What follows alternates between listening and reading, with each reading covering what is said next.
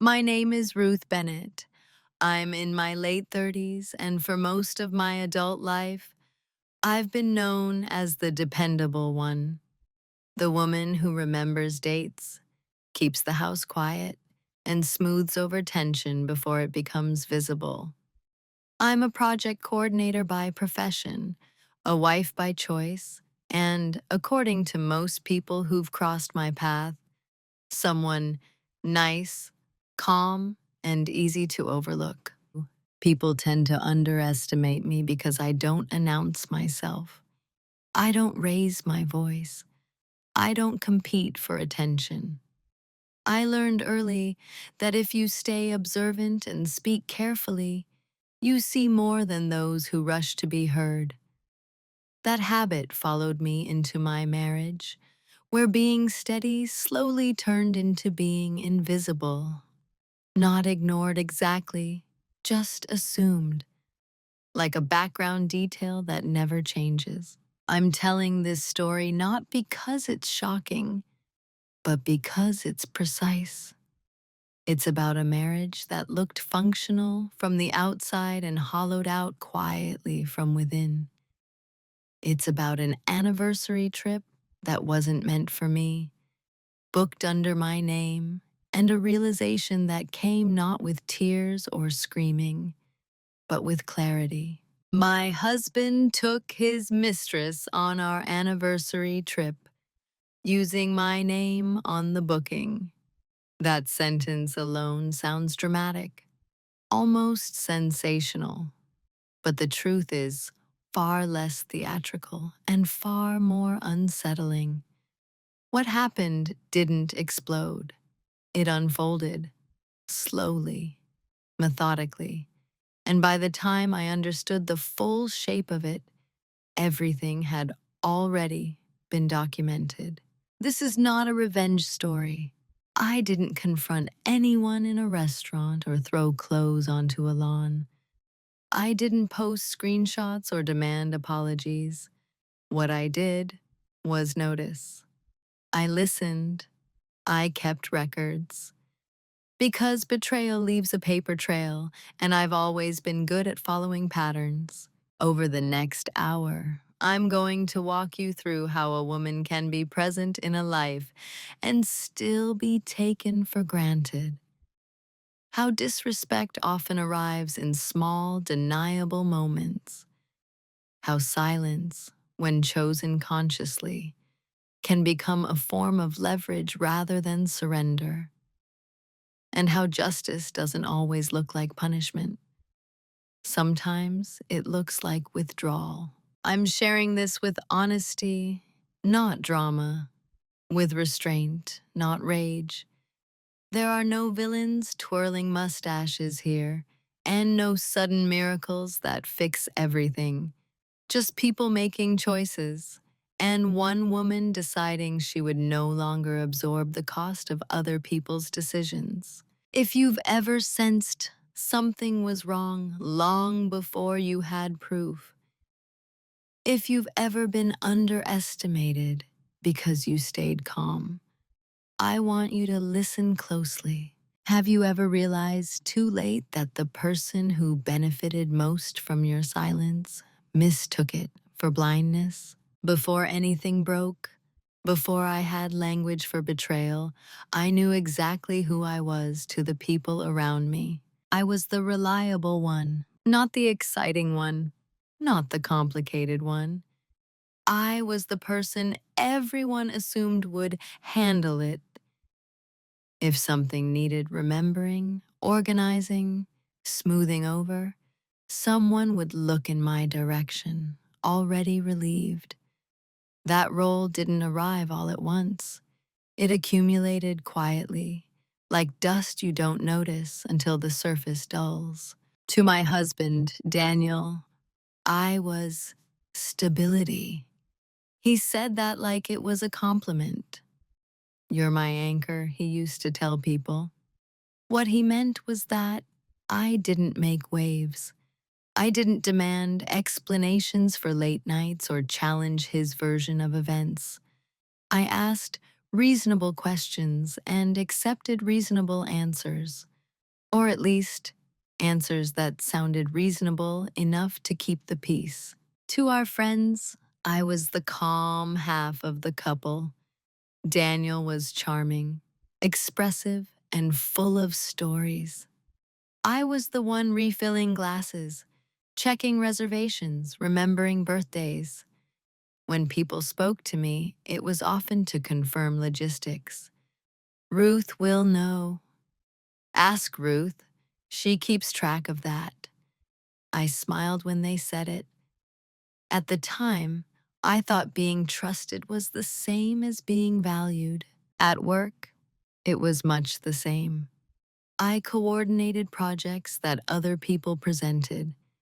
My name rarely appeared on final slides, but my fingerprints were everywhere. When things went smoothly, no one noticed. When something went wrong, someone would ask, "Can you take a look at this?" As if I hadn't already. This invisibility wasn't imposed on me by force. I participated in it. I had learned, long before my marriage, that being low friction made life easier. That if you stayed composed, people revealed themselves. That observation was safer than confrontation. So when I say I was underestimated, I don't mean I was mistreated outright.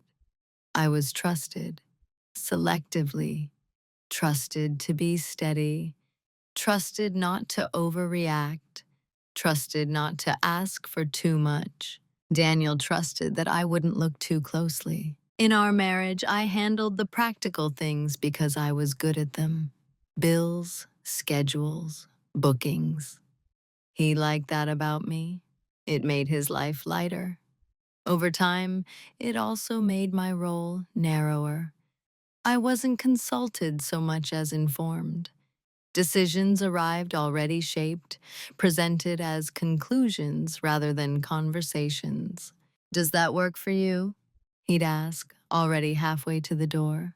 And I would pause, just long enough to consider whether saying no would actually change anything. Most of the time, I said yes. From the outside, we looked functional. No shouting, no visible cracks. People admired how drama-free we were. They didn't see that harmony can sometimes be maintained by one person absorbing all the dissonance. I became very good at making myself smaller without disappearing completely. I was present, but unobtrusive. Involved, but not central. Essential, but replaceable, at least in theory. What no one seemed to realize was that my quiet wasn't emptiness. It was attention. I noticed patterns. I remembered inconsistencies. I kept emails, confirmations, receipts, not out of suspicion, but habit. When you manage systems long enough, you learn that every system leaves traces. At that stage, I didn't think of myself as someone who would ever need leverage. I thought I was building a life. I believed that contribution equaled security. But looking back, I can see the imbalance clearly. I was the context in which other people felt important. And context, by its nature, is often ignored. I wasn't invisible because I lacked substance. I was invisible because I made everything else run smoothly. And smoothness, once expected, stops being noticed. That was who I was to them. Useful, calm, dependable, and quietly, profoundly underestimated. The first moment I can point to wasn't dramatic. That's why it lasted. It happened on an ordinary Tuesday evening, the kind of evening that barely registers in memory unless something shifts. Daniel came home later than usual, jacket still on, phone in his hand. He kissed my cheek the way you do when your mind is somewhere else. Brief, distracted, already moving past. "We're moving the anniversary trip," he said, not looking up. I was at the kitchen counter writing a grocery list. Our anniversary had always been simple. A long weekend somewhere quiet, nothing extravagant, something we planned together. I looked up and asked, "Moving it how?" He shrugged. "Dates changed, work thing." That was it. No discussion. No invitation into the decision. Just a statement, delivered casually, like the weather. I remember the exact way my pen paused mid-word, not because I was angry, but because something in the tone didn't match the content. It was too settled, too final. I asked, "When did that come up?" "Today," he said. Then after a beat, "It's fine though, same place." I nodded, outwardly. Inside, I registered the omission. He hadn't asked if the new dates worked for me. He hadn't suggested we decide together. He'd simply adjusted the plan and informed me after the fact. On its own, it was nothing. People change plans. Work gets in the way. That's what I told myself. That's what everyone would have told me if I'd mentioned it. So, I didn't. But that night, when I opened my email to check something unrelated, I saw a booking confirmation forwarded to me. Hotel, flight, dates I didn't recognize. The reservation was under my name.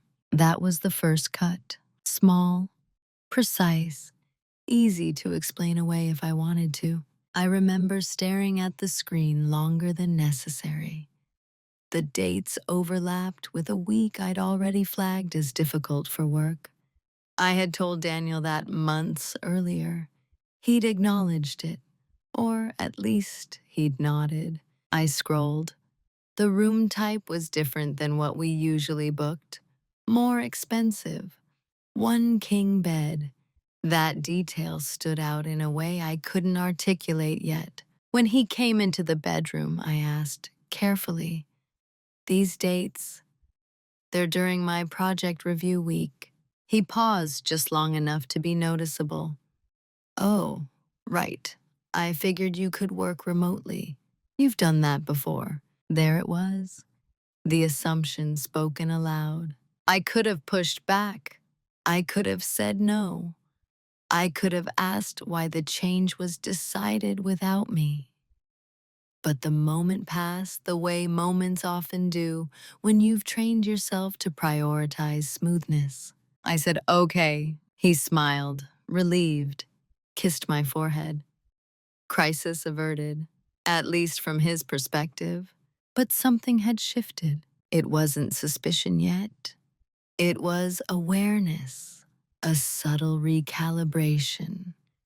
I began to notice how often my agreement was treated as a given rather than a gift.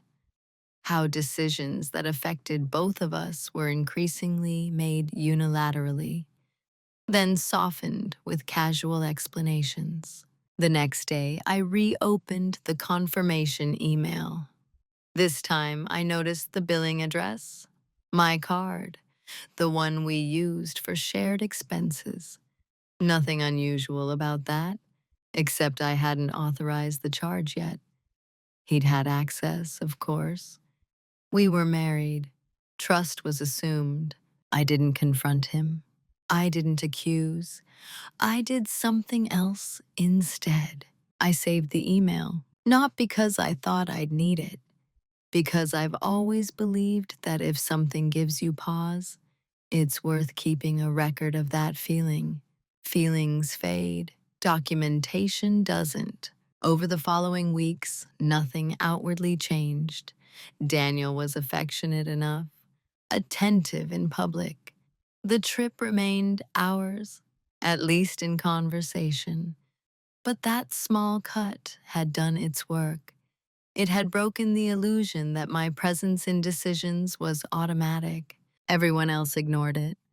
There was nothing to see. But I remembered it. And once you remember the first cut, You start noticing how many others have been quietly absorbed without acknowledgement. Once the first boundary is crossed without consequence, it rarely stays alone. After the anniversary trip dates were changed, a pattern emerged. Not suddenly, but steadily. It was subtle enough to deny, consistent enough to feel. Decisions arrived pre-made, explanations replaced conversations, and each time I adjusted. I told myself I was being flexible, mature, understanding that this was what partnership looked like in busy seasons. The language of reason is very good at disguising erosion. Daniel began to speak in summaries instead of questions. I told them we'd host. I booked the flights already. I assumed you wouldn't mind. Each sentence carried the same quiet implication. Your consent is procedural, not essential. At first, I corrected him gently. Next time, let's check together. He'd agree easily, too easily. Of course, he'd say, as if the idea were obvious. And then he'd do it again. Friends noticed nothing. Why would they? To them, we were efficient. They admired how uncomplicated we seemed. If anything, they praised my patience.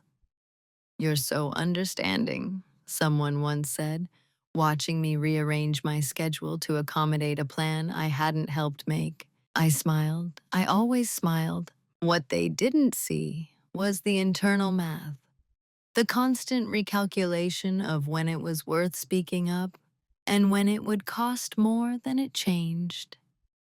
Over time, silence became my default, not because I lacked an opinion, but because I was tired of watching it be acknowledged and then ignored. I normalized it by reframing it. He's under pressure. It's just logistics. He didn't mean anything by it. Intent became the excuse that erased impact. There were moments that should have registered as alarms, but didn't, because they arrived wrapped in normalcy. Daniel stopped syncing calendars with me. He began taking calls in the other room. When I asked about his schedule, he'd say, "I've got it covered," as if I'd asked out of anxiety rather than coordination. Once, while we were at dinner with friends, someone asked about our upcoming anniversary trip. Daniel answered for both of us, detailing plans I hadn't heard before. He spoke confidently and enthusiastically. I nodded along, the way you do when you don't want to interrupt a performance. Later that night, I said, "You mentioned a wine tour." "Oh," he said lightly. "Yeah, thought it'd be fun." "For who?" I asked. He laughed just a little. "For us." I let it go. Again. Each time I stayed quiet, it reinforced an unspoken rule. My discomfort was manageable, absorbable, something I could carry without disturbing the structure of things. And because I carried it well, no one saw the weight. The most dangerous part of normalization is that it feels reasonable while it's happening. You don't wake up one day and decide to accept less. You accept a fraction less each time until the original standard feels unrealistic. I didn't think of Daniel as disrespectful. I thought of him as distracted. I didn't think of myself as sidelined. I thought I was being supportive. But something else was happening beneath the surface. I began to document, not deliberately at first. It started as a habit. I saved messages. I archived emails. I kept my planner up to date, noting changes, adjustments, and assumptions. Not with commentary, just facts. Dates, times, who said what and when. Part of me told myself it was for organization. Another part quieter but persistent, understood that I was creating a record because my lived experience was starting to diverge from the shared narrative. When I did speak up, Daniel's responses were never overtly dismissive. They were worse. They were reasonable. You're overthinking it. It's not that serious. I thought you trusted me. Trust, I learned, can be weaponized when one person is expected to prove it constantly, and the other is never required to earn it. I still loved him. Or at least, I loved the version of us that existed before I became an afterthought. That love made it easy to excuse what should have been questioned. By the time I realized I was normalizing my own erasure, the habit was already ingrained. Silence felt easier than resistance. Agreement felt safer than conflict. But ease is not the same as peace. And the longer disrespect is normalized, the more it begins to feel like your own fault for noticing it at all. It took time for me to understand that what I was experiencing wasn't a series of isolated moments, but a role being quietly reinforced. I wasn't Daniel's partner anymore. I was his infrastructure. I was the person who made his life function without asking to be centered in it. The one who absorbed friction so he could move faster. The one whose adaptability was praised while her agency was quietly bypassed. Once I saw it, I couldn't unsee it. The role was clear, reliable, useful, invisible. It showed up in small ways. Daniel would tell stories about his work and his plans, speaking in the first person plural when it suited him, singular when it didn't. "We're thinking of upgrading the place," he'd say, until the conversation turned to money. Then it became, "I've been looking into options." When friends asked for favors, they came to me, not him. They knew I'd say yes, or at least find a way to make it work. When the family needed coordination for holidays, it was assumed I'd handle it. No one asked if I wanted to. They asked what time worked best. I complied because it felt easier than resisting a current that everyone else accepted as natural. What I didn't realize at first was how much my silence had taught people what to expect from me. Roles aren't assigned in a single moment. They're shaped by repetition. Daniel didn't have to demand that I stay in the background. I'd already demonstrated that I would. In private, he spoke to me with affection, but also with a kind of casual authority. He'd explain his reasoning for decisions after they were made, as if the explanation itself were inclusion. "I didn't want to bother you with the details," he'd say. "You've got enough on your plate." It sounded considerate. It felt diminishing. There was an unspoken expectation that I would be understanding, that I would interpret exclusion as protection. And for a long time, I did, because I had been taught that being low maintenance was a virtue. But maintenance is just another word for care, and what was missing wasn't effort. It was regard. The role became most obvious when I stopped anticipating his needs. One evening, after a long day, I didn't remind him about a dinner with friends. I didn't prepare anything. I didn't adjust my schedule to accommodate his. When he realized he was late, he looked genuinely confused. Not angry, disoriented. "I thought you'd remind me," he said. That sentence landed harder than any argument could have. Not, "We forgot." Not, "I missed it." But you didn't do your part. In that moment, I saw myself clearly through his eyes. A system that had malfunctioned. There was no malice in it, That's what made it worse. He wasn't trying to hurt me. He simply hadn't considered that I might choose not to fulfill the role anymore. I began to test the boundaries quietly. I stopped volunteering information. I answered questions directly, without elaboration.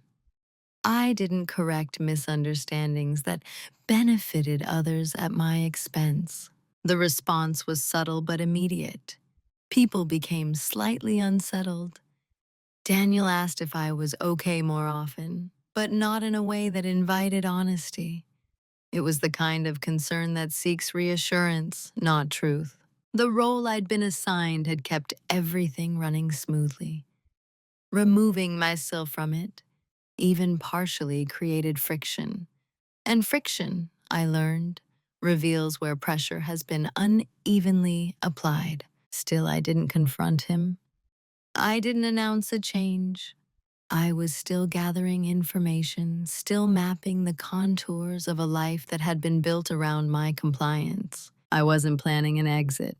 Not yet. I was observing. Because once you understand the role you've been given, you also understand the leverage that comes from stepping out of it, without warning, without explanation, and without apology. The day something shifted didn't involve a fight or a discovery or even another disappointment. It was quieter than that.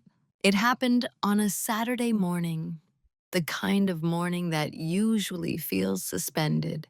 No alarms, no urgency. Daniel had left early, saying he had something to take care of. I didn't ask what. I had learned that questions invited half answers, and half answers created more noise than silence. I stayed home, made coffee, sat at the dining table with my planner open in front of me, not to plan, but to review. Pages of dates, notes, changes. A timeline I hadn't meant to build but had. As I flipped through it, I noticed something I'd missed before. The adjustments, the rescheduled plans, the weekends he'd been unavailable. They weren't random, they clustered around the same period. The same explanations are repeated, just slightly reworded.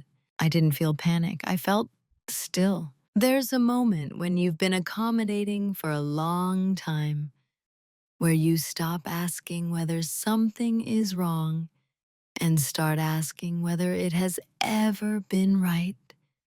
That morning, I realized I'd been measuring the present against an outdated version of the past, one where my presence mattered more. I stood up and walked into the spare room, the one we used for storage and work. I opened the filing cabinet. Inside were folders I'd maintained for years: taxes, insurance, warranties, practical things, life things. I added a new folder, no label yet, just a place. That was the shift. Not anger, not resolve, just a decision to stop floating inside the situation and start standing somewhere solid. When Daniel came home that afternoon, nothing looked different. I asked how his errand went. He said, "Fine." I believed him, in the narrow sense that whatever he'd done had gone as planned, but something in me had moved from participant to observer. I noticed how he talked around details. He checked his phone face down on the table, how he spoke about the upcoming trip with a kind of detached enthusiasm, as if reciting something he'd rehearsed. I didn't challenge any of it. Instead, I listened. That night, lying in bed beside him, I realized I wasn't afraid of what I might find out anymore. Fear requires investment in a particular outcome. I had quietly withdrawn mine.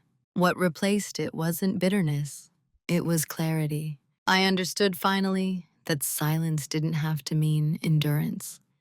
It could mean choice, that not reacting immediately wasn't a weakness, it was time. Time to see the full shape of things before deciding where to apply pressure or whether to apply it at all. The shift was internal, but it was irreversible. I stopped trying to be understood. I stopped trying to restore a balance that had never been mutual. I focused instead on understanding everything: the logistics, the patterns, the systems I'd helped build. Betrayal, I was beginning to see, doesn't announce itself emotionally. It announces itself administratively, in inconsistencies, in paper trails, in assumptions that only hold if no one is paying close attention. That day, I started paying close attention, not with suspicion, with professionalism. I didn't know yet what I would do with what I learned. I didn't need to. The goal wasn't action, it was orientation. I was no longer inside the fog, trying to interpret shapes. I was stepping back far enough to see the entire map. And once you see the map, you don't rush. You wait, you choose, and you move only when the ground is firm beneath your feet. After that morning, my silence changed texture. Before, it had been reactive, a way to keep things smooth, to avoid friction, to protect the version of our life that still felt salvageable.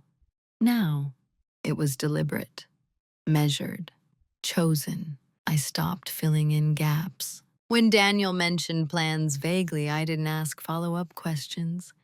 When he said he'd handle it, I let him. I didn't double-check.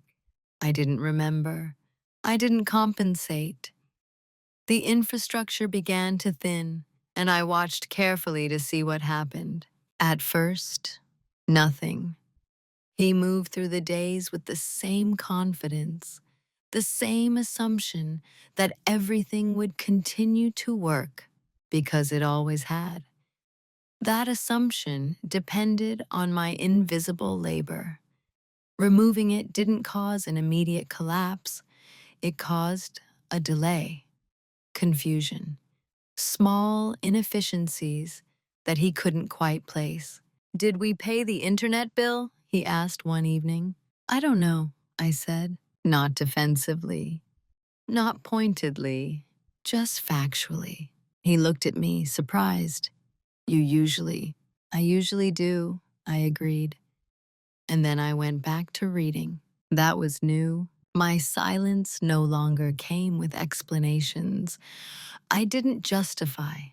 I didn't soften. I didn't preempt his discomfort by absorbing it for him. I let it exist where it belonged. What struck me most was how quickly my restraint was misread. He didn't think that Ruth was choosing not to step in. He thought, Ruth must be tired, or distracted, or preoccupied. Weakness is the default interpretation when a woman stops over-functioning. Daniel became more solicitous, but not more curious. He offered small gestures, coffee in the morning, a quick shoulder squeeze, as if intimacy could substitute for accountability. I accepted them politely. I didn't reciprocate with the same energy. Meanwhile, I documented, not obsessively, methodically. I updated my planner daily. I cross-referenced dates with email timestamps. I downloaded copies of shared account statements. I reviewed the anniversary trip booking again, this time thoroughly. That's when I noticed the name on the reservation, mine, not unusual on its own, except for the passenger details attached to the flight. One ticket in my name, one ticket in a different name, abbreviated but unmistakably female. Not mine. I didn't react. I didn't confront him. I didn't cry. I took a screenshot, saved the PDF, filed it. Betrayal, when it's real, doesn't need an emotional response to validate it. It stands on its own. I began to understand something else during this period. Silence unsettles people when they're used to noise. My calm didn't reassure Daniel anymore. It created a vacuum, one he kept trying to fill with casual updates, explanations I hadn't asked for. Work's been crazy, he'd say. Just a lot going on right now. I nodded. I didn't disagree. I didn't agree either. The more I withdrew from the role I'd been assigned, the more he leaned into the assumption that I would eventually resume it. That belief made him careless, less precise, more confident that he didn't need to cover his tracks thoroughly. Silence, chosen strategically, does that. It invites disclosure by creating the illusion of safety. I wasn't setting a trap. I was simply no longer preventing him from revealing himself. By the time the anniversary trip approached, I had a clear picture, not just of what was happening, but of how, of the systems he relied on, of the ways my name, my credit, my reliability had been used to facilitate a life I was no longer living. And still, I said nothing. Not because I didn't know what to say, but because I was waiting for the moment when silence would stop being interpreted as tolerance and start functioning as preparation. What Daniel never noticed was not my sadness or my suspicion or even my distance. What he never noticed was my competence. He had grown accustomed to the version of me that absorbed complexity and returned simplicity. That made him believe complexity didn't exist. Or, if it did, that it wasn't something I engaged with deeply. I had been so consistent, so calm, that my capabilities blended into the background of our life. That assumption became his blind spot. While he moved through his days confident in the narrative he was maintaining, I was quietly preparing, not for confrontation, but for accuracy. I wasn't imagining scenarios. I was confirming realities. I began with systems I already knew intimately. Our finances weren't chaotic. They were organized just enough to appear transparent. Shared accounts, shared cards, a rhythm I had helped establish years earlier. Daniel assumed that meant nothing could happen without my awareness. He didn't consider that awareness didn't require permission. I downloaded statements going back months, not to search for something specific, but to establish patterns. Travel-related charges clustered around dates that hadn't been discussed. Restaurants in neighborhoods I rarely visit. A hotel deposit that predated the forwarded confirmation email. Each item, on its own, was explainable. Together, they formed a map. I didn't jump to conclusions. I annotated dates, locations, amounts. I cross-referenced them with my planner, with his late nights, with weekends he'd described as work-related. What emerged wasn't chaos, it was consistency. I also reviewed shared documents, insurance policies, beneficiary information, and travel profiles. That's where I saw how thoroughly my name had been integrated into his logistics. Loyalty programs, emergency contacts, booking defaults. My identity had become a credential. Using my name on the anniversary booking wasn't a mistake. It was efficiency. It made the reservation smoother. It reduced questions. It fit the system. And systems don't question morality. They reward familiarity. What else Daniel never noticed was how my work trained me for this moment. As a project coordinator, I'd spent years untangling other people's messes without drama. I knew how to reconstruct timelines, how to distinguish anomalies from noise, How to document without editorializing. I treated my marriage like a case study. I created a private digital folder, nested within something boring enough to never attract attention. Inside it, I saved everything: screenshots, PDFs, notes. I didn't label files emotionally, I labeled them clearly. Flight underscore confirmation underscore 03 14, hotel underscore deposit underscore 02-02, card underscore statement underscore Q1. Clarity is a form of self-respect. Meanwhile, Daniel continued underestimating me in quieter ways. He spoke freely, assuming my calm meant disinterest. He referenced people without context, trusting I wouldn't ask follow-up questions. He left his laptop open more often. His phone was unattended. I didn't invade his privacy. I didn't need to. He volunteered information constantly, just not in a way he recognized as revealing. One evening, he mentioned a colleague by name, casually, no emphasis. I noted it. Later, I found the same name attached to a booking detail, abbreviated but consistent. That's when the picture stopped feeling abstract. Still, I didn't feel triumphant or even angry. What I felt was a narrowing, a quiet tightening of focus.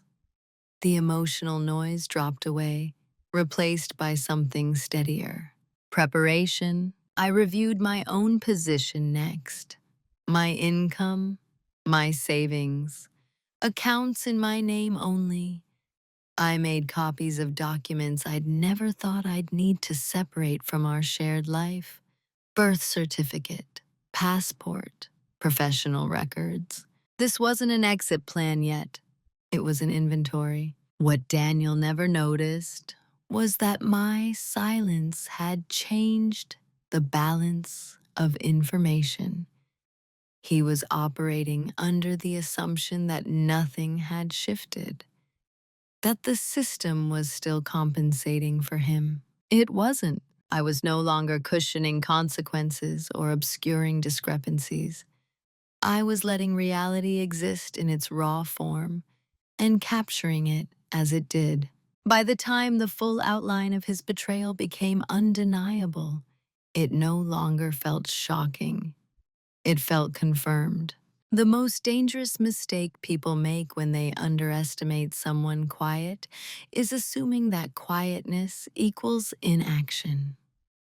In truth, it often means the work is happening somewhere you can't see.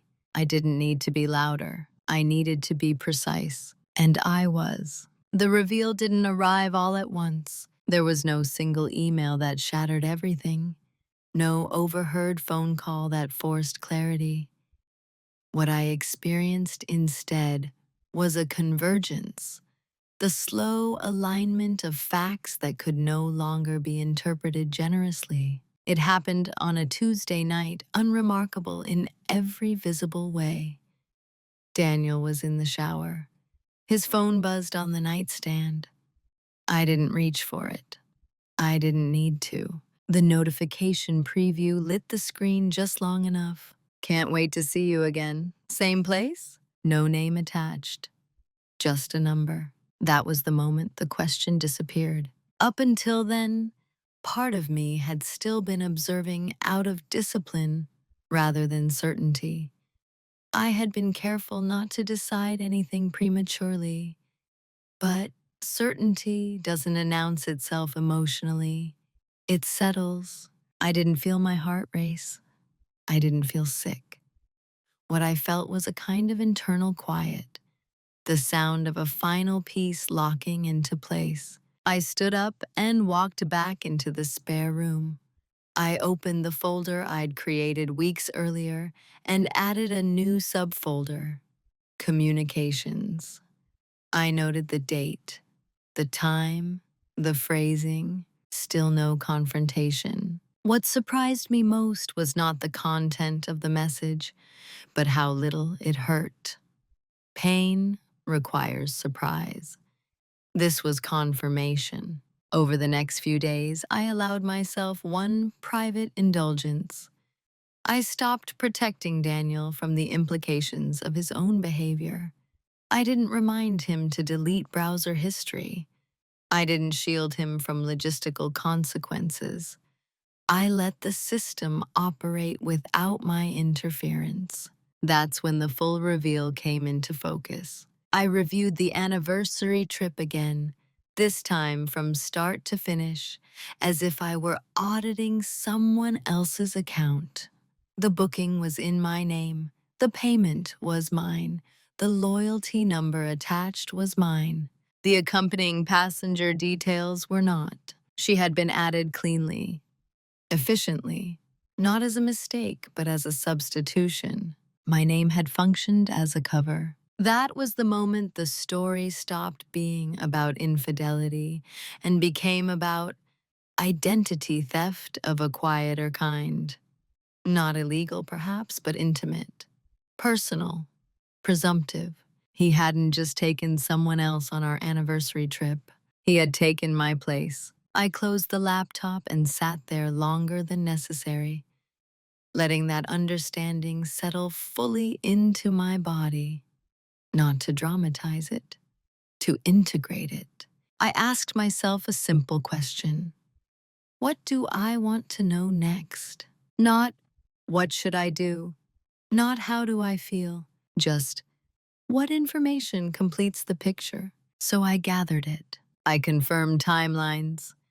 I matched dates to messages, charges, and absences.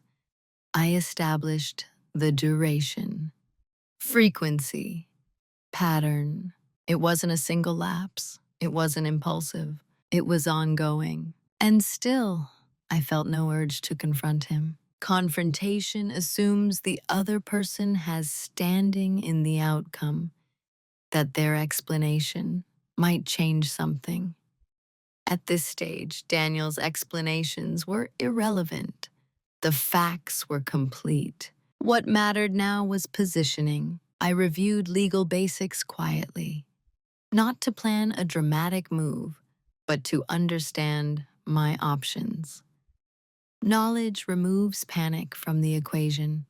It replaces it with sequencing. I also observed Daniel more closely, not to catch him, but to assess him. His level of awareness, his assumptions, his sense of security. He was relaxed. He believed the system was intact. That belief was my advantage. The private reveal wasn't a moment of empowerment in the way people imagine it. There was no rush, no surge of strength, just alignment. Emotionally, I felt intact. What I lost in illusion, I gained in self-trust. I hadn't imagined it. I hadn't overreacted. I had seen clearly, and I had waited until clarity arrived without force. That mattered, because the decisions that follow betrayal tend to echo longer than the betrayal itself. And I was no longer reacting. I was choosing. There comes a moment after certainty where action becomes inevitable, but the form it takes is still negotiable. That was where I found myself. I had all the information I needed, not fragments, not suspicions, a complete picture supported by dates, documents, and patterns that didn't require interpretation. What remained was choice, and choice, I learned, is quieter than people expect. I didn't frame it as stay or leave.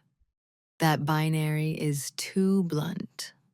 Instead, I laid out the actual options in front of me, the way I would in any complex project, without emotion, without moralizing. Option 1, confront immediately, demand an explanation, force a reckoning.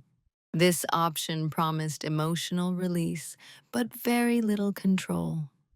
Once spoken, words can't be retrieved, and explanations, true or false, have a way of muddying clarity. Option 2. Do nothing. Absorb the knowledge and continue the performance.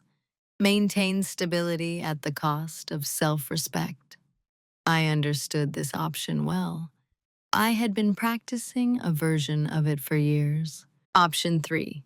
Exit quietly, without documentation, without preparation, clean but fragile. It relied on goodwill and assumptions, two things I no longer trusted. Option 4. Proceed deliberately. Secure my footing first. Let the system reveal itself fully. Act only when movement would be irreversible. That was the option I chose. Not because it was vengeful, because it was accurate. I wasn't interested in punishing Daniel. I was interested in not being disadvantaged by his choices. There is a difference. That decision didn't come with adrenaline. It came with calm, the kind of calm that only arrives when you stop negotiating with reality and start working with it. From that point on, everything I did had a single filter. Does this preserve my clarity? I stopped sharing my internal state entirely. No hints, no sadness, no testing statements. Emotional transparency would have alerted him that something had shifted. I needed him exactly as he was, confident, careless, operating on assumptions that no longer applied. I also stopped imagining reconciliation. Not because it was impossible, but because it would influence my behavior. Hope, when it's premature, leaks information. Instead, I focused on sequence, what needed to happen first. What information had to be secured before any visible change? What actions, once taken, couldn't be undone? That last question mattered most. Irreversibility is power, not when used to harm, but when used to protect yourself from backtracking out of fear. I realized then that the decision point wasn't about Daniel at all. It was about me deciding that my future would no longer be built on my willingness to tolerate erasure. Whatever happened next, I would not return to the role I'd been assigned simply because it was familiar. I didn't need to announce this decision. I didn't need validation. I needed patience. The anniversary trip date approached. Daniel spoke about it casually, as if it were a neutral logistical event. I matched his tone. I didn't ask questions I already knew the answers to. He believed the moment of revelation, if it came at all, would be loud, emotional, reactive. He was wrong. The real turning points are often administrative, legal, structural. They happen quietly, long before anyone raises their voice. By choosing to move forward without confrontation, I preserved my advantage. Time. Time to prepare. Time to ensure that when the truth surfaced, it would do so in a context where I was no longer vulnerable to its impact. That was the irreversible choice, not to leave immediately, not to confront immediately, but to move next, not in reaction, but in position. Once that decision was made, the rest became a matter of execution. And execution doesn't require noise. It requires resolve. Once the decision was made, everything slowed down and sharpened. Moving in silence isn't about secrecy for its own sake. It's about alignment, about ensuring that when you step, the ground holds. I wasn't hiding my actions. I was sequencing them so they wouldn't be undone by emotion or interruption. The first thing I did was separate visibility from access. Daniel still saw the same version of me, calm, predictable, engaged enough to seem present. I didn't withdraw affection dramatically. I didn't signal distance. I understood that sudden changes attract scrutiny, and scrutiny invites interference. What changed was what I shared. I stopped discussing finances casually, not overtly, just naturally. If he mentioned expenses, I listened. If he asked about shared accounts, I answered accurately but minimally. Information flowed one way now. Quietly, I reviewed every account tied to my name. I noted which ones required joint authorization and which didn't. I confirmed passwords. I updated recovery emails, not to lock him out, but to ensure redundancy. Systems should never depend on a single point of failure. I also consulted a professional, not dramatically, not as an ultimatum. I framed it as informational. An hour of clarity is often worth more than weeks of speculation. I asked questions. I took notes. I didn't act on everything immediately. Knowledge first, action second. At work, I made sure my projects were documented thoroughly. Processes, handoffs, credentials, not because I was leaving my job, but because I was removing dependencies. The fewer loose ends you leave, the fewer excuses you give yourself to return to situations that no longer serve you. At home, I began to detach emotionally in ways that were invisible externally. I stopped confiding, stopped seeking reassurance, stopped translating my inner world into language he could access. Privacy, I learned, is not withdrawal. It's boundary. Daniel sensed something eventually, not alarm, but mild discomfort. He'd ask, "Everything okay?" I'd answer honestly, "Yes." And it was. Because okay doesn't mean unchanged. It means stable. The anniversary trip loomed in the background like a deadline neither of us acknowledged openly. He spoke about it in hypotheticals. I listened as if it were still shared territory. Behind the scenes, I ensured that any financial exposure tied to that trip was documented. I confirmed cancellation policies. I saved the correspondence. I didn't interfere. I let him proceed. Silence gave him confidence. Confidence made him predictable. Meanwhile, I prepared emotionally for the moment when everything would surface, not as a confrontation, but as a consequence. I practiced restraint, not because it was noble, but because it was effective. The hardest part of moving in silence wasn't patience. It was resisting the urge to reclaim dignity through expression. To say, "I see you," to let him know I wasn't fooled. But dignity doesn't require performance. It requires an outcome. I reminded myself of that whenever the impulse to speak rose up.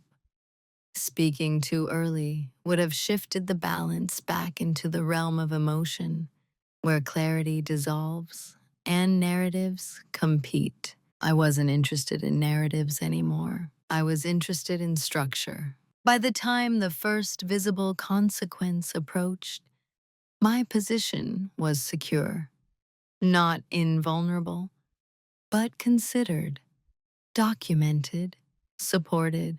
Daniel still believed we were in the same chapter. We weren't. And the silence between us wasn't empty. It was loaded. Consequences rarely announce themselves. They arrive as absences first, a delay, a missing assumption, a system no longer compensating the way it used to. The first consequence Daniel noticed wasn't about the affair, or the trip, or even me. It was an inconvenience. Something he expected to work didn't. It began with the anniversary trip logistics, a minor issue with the booking. One of those administrative hiccups that usually resolved itself because I resolved it. This time, it didn't. The hotel flagged a discrepancy. Nothing dramatic, just a request for clarification tied to the name on the reservation. Daniel mentioned it casually over dinner. They emailed about the booking. Do you know what they're talking about? I looked up from my plate. What did they say? He summarized vaguely, already assuming I'd step in. That assumption hung in the air between us. I haven't contacted them, I said. He frowned, not angry, confused. Oh, I thought you would. I didn't, I replied, and then I continued eating. That was the first moment he felt loss without understanding its shape. From that point on, small things began slipping through the cracks. Payments that required follow-up didn't get followed up on. Emails went unanswered. Plans stalled. Daniel grew restless. Not suspicious, yet just unsettled. He began double-checking things he'd never had to check before. Asking questions he wasn't used to asking. Did we confirm the dates? Are you sure this is handled? Each time I answered truthfully and minimally, I don't know. You'd have to check. The load was shifting and he could feel it. What he couldn't see was that the consequences weren't something I was doing to him. They were something I was no longer preventing. The difference mattered.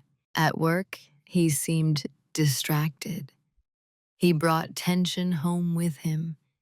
He talked more, filling space, narrating problems that used to resolve themselves quietly. I listened without offering solutions.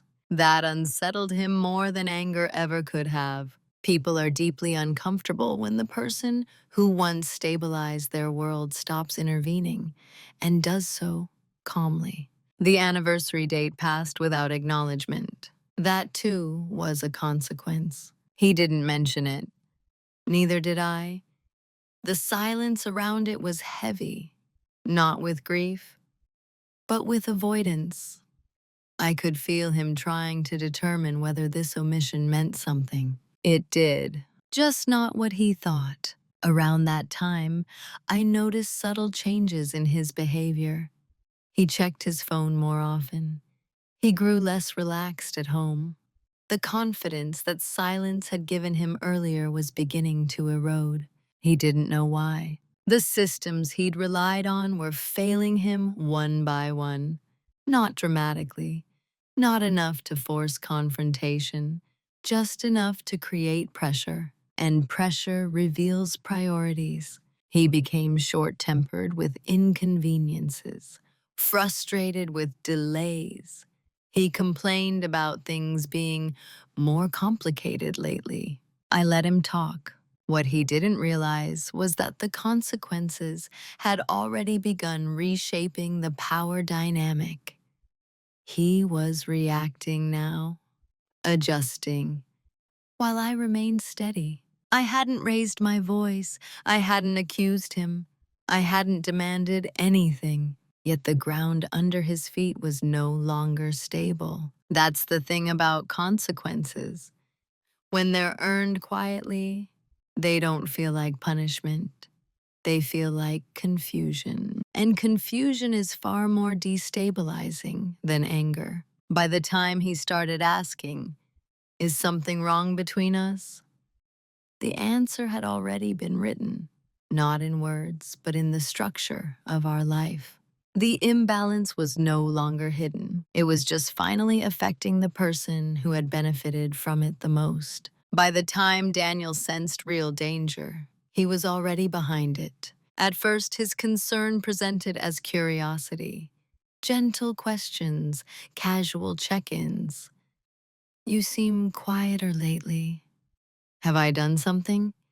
He asked these things with a lightness that suggested he still believed there was room to adjust, to smooth things over the way we always had. What he didn't understand was that the window for adjustment had closed long before he noticed it. I could see the moment when his confidence began to fracture. It was subtle. He started offering explanations without being asked, filling silence with reassurance. Work's been crazy, but it's temporary. Once this trip is over, things will slow down. I listened without responding. He mistook my composure for distance that could still be bridged. He didn't realize it was composure built on finality. One evening, he sat across from me on the couch, leaning forward slightly, elbows on his knees. That posture alone told me something had shifted. He wasn't performing certainty anymore. He was searching. "Are you happy?" he asked. It was the wrong question asked too late. "I'm clear," I said. He blinked. Clear about what? I didn't answer. Clarity unsettles people who rely on ambiguity. It removes the space where excuses live. From that point on, panic crept in, not dramatically, but in the way he tried to reassert closeness.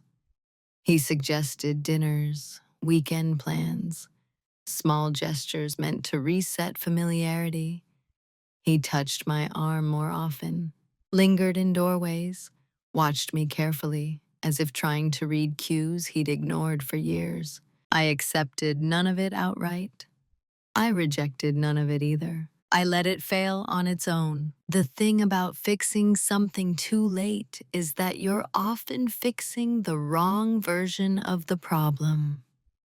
Daniel was trying to restore comfort.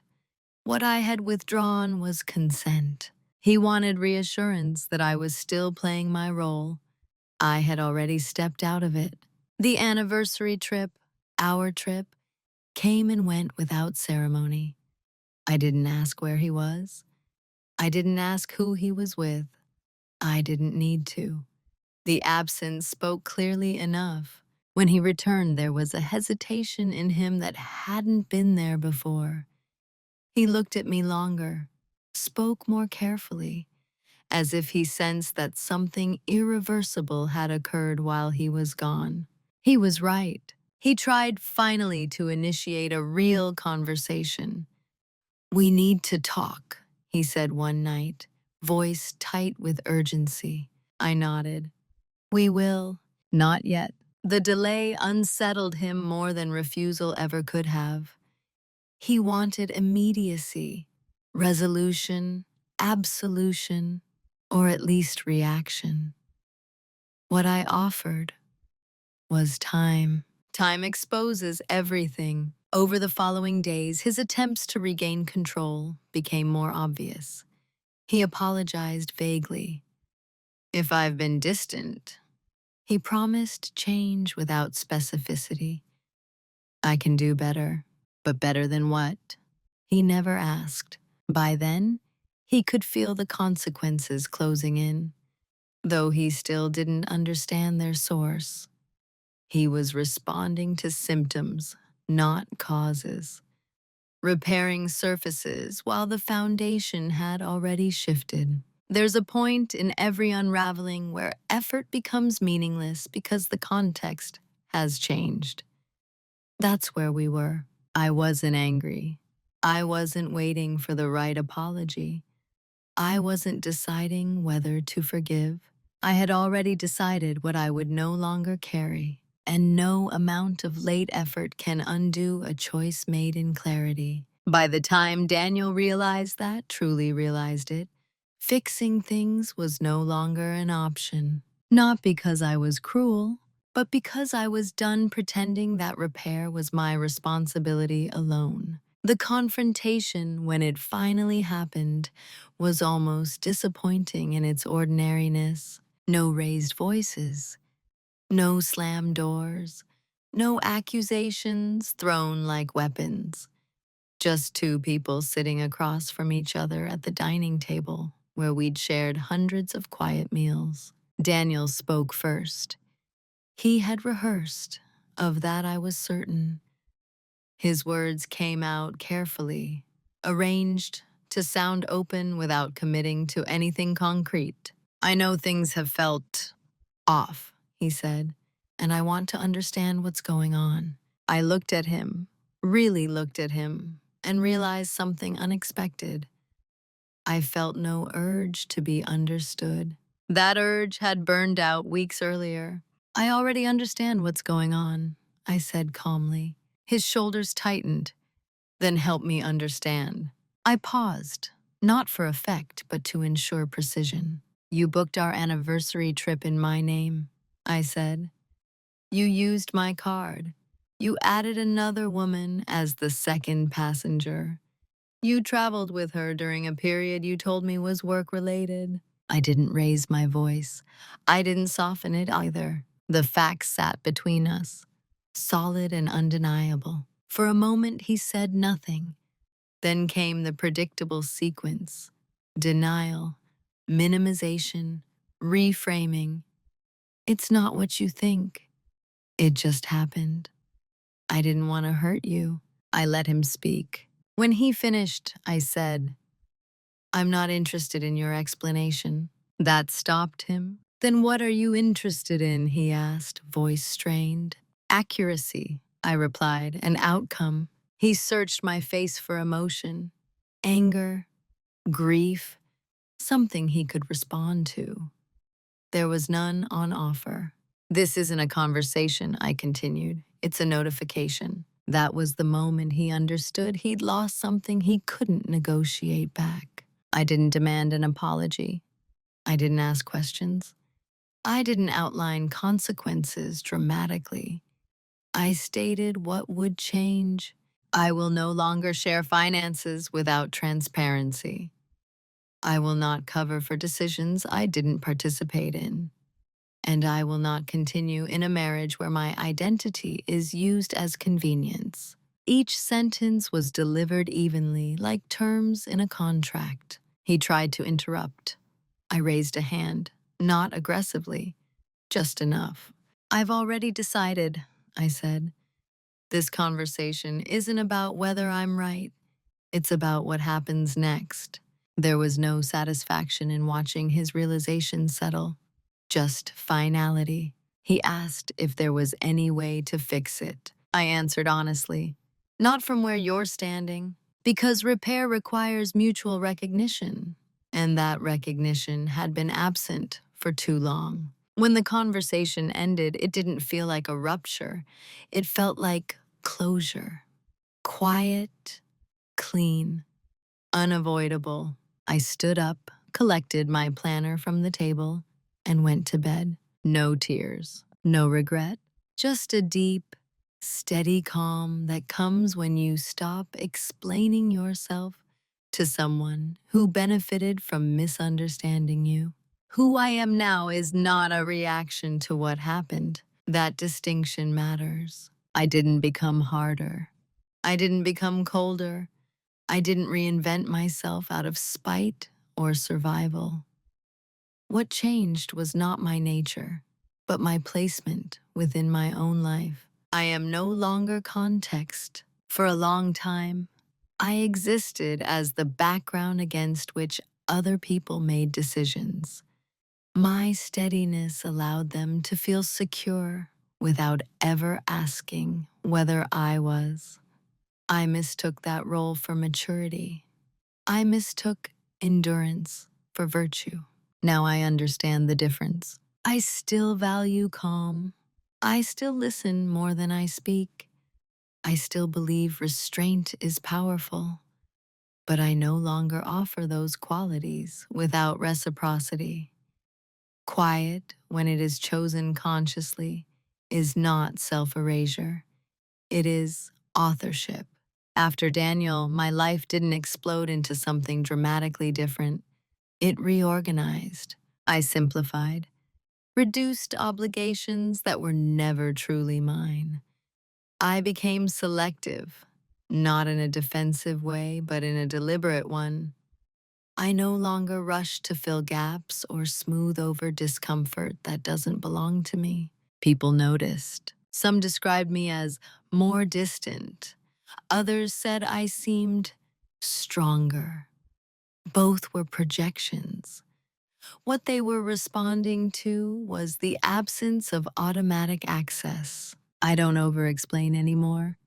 I don't justify boundaries. If something doesn't work for me, I say so plainly.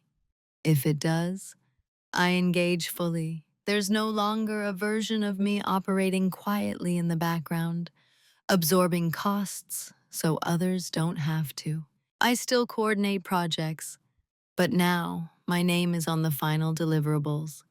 I still care deeply, but I do not carry relationships unilaterally. I still love order, but I no longer maintain systems that erase me. The most surprising change has been internal. I trust myself completely, not because I'm infallible, but because I know I will pay attention.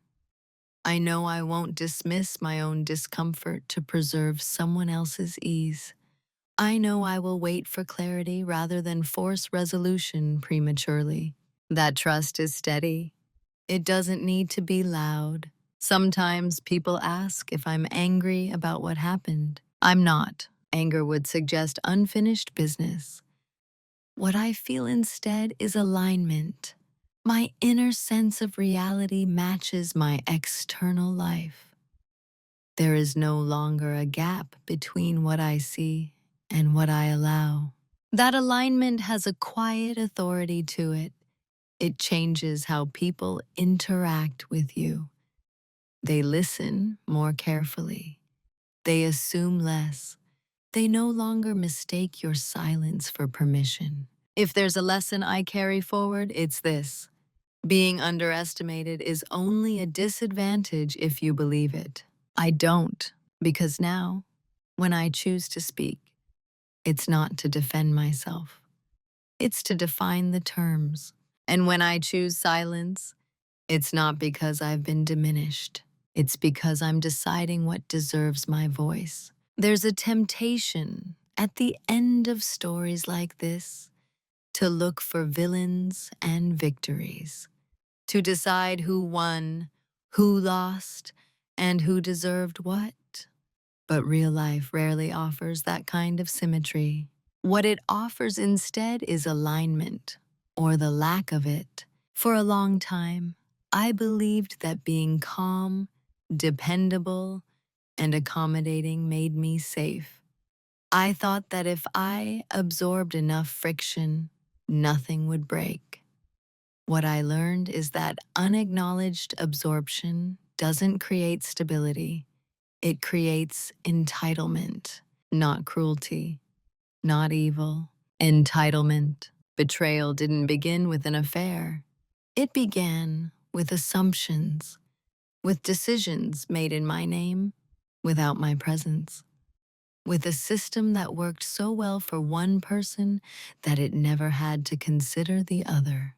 And yes, betrayal leaves a paper trail, not just in receipts and confirmations, but in patterns, in who is always expected to adjust, in who is asked to understand, and who is never asked to explain. Justice, in this story, didn't arrive as punishment. It arrived as a withdrawal, as the quiet removal of labor, identity, and access that had been taken for granted. It arrived as consequence, not confrontation. That matters because so often, people, especially women, are taught that dignity must be loud to be real, that strength must announce itself, that silence equals weakness.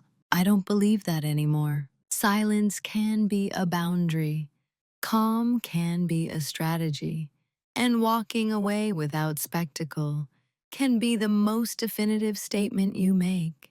If you take anything from this, let it be this. Pay attention to where your name is being used. literally or metaphorically, without your consent. Pay attention to where your steadiness has become someone else's shortcut. Those are not small things. They are early signals.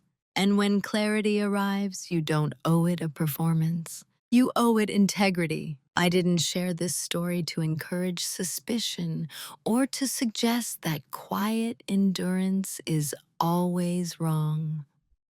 I shared it to remind you that your presence has value beyond utility, that being easy to live with should never mean being easy to replace. So I'll leave you with one question, an honest one, not a rhetorical one. Have you ever realized that the moment you stopped overfunctioning, someone else finally had to face the cost of their assumptions? If so, I'd like to hear how you handled it. Video hữu ích, hãy ấn like và đăng ký kênh để ủng hộ mình nhé. Chúng ta sẽ gặp nhau ở những video tiếp theo. Bye bye.